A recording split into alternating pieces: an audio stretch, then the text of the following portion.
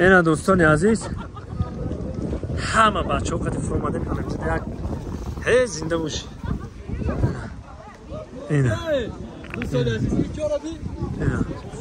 آمده مقصد همینجا یک وای میکنیم یا شکم ما سیر میکنیم ما راه ده میبریم. خانه انا برادرای عزیز اینجا ده انا عبید با زبان تاجیکی ما تحتولچه میگن. تحتولچه میکنیم.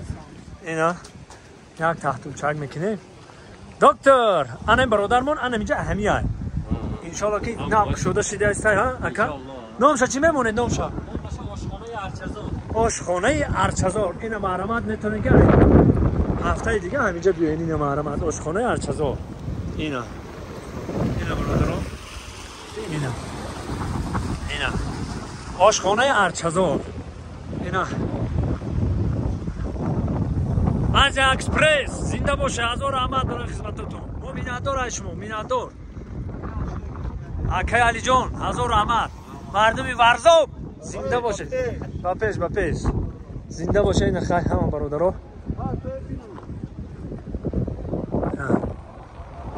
زنده و سربلند و خاناباد باشه.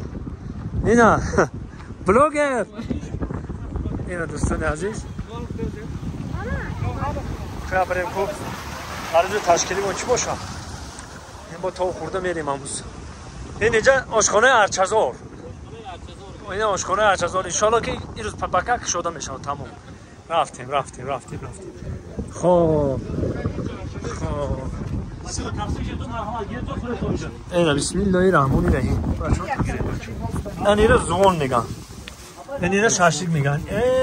اشتیای تمام بچه‌ها زنده باشه. این زندگی انه به خچش میمونه. زنده باشه. رحمت. دوستان عزیز نگفتنمون که ما در این سفرمون به نهایت بنوار بسیار گرفتیم. خندم داره، خرسندی، خوشحالی، تماشا، جای خاطرمون بسیار.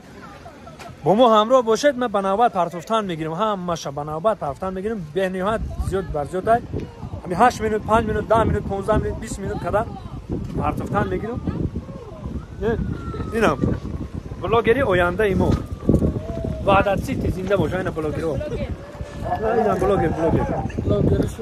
بلاگر شوارو. دوستان عزیز پرتوفتن میگیریم. ما شما تا چقدر گفتم وعده کردم با ما پرتوفتن میگیریم. فقط شما تماشا کنید حلاوت ببرید. سر بلند و خانه آباد باشید. مردم تاجیک فارس زبانان روی دنیا زنده باشید.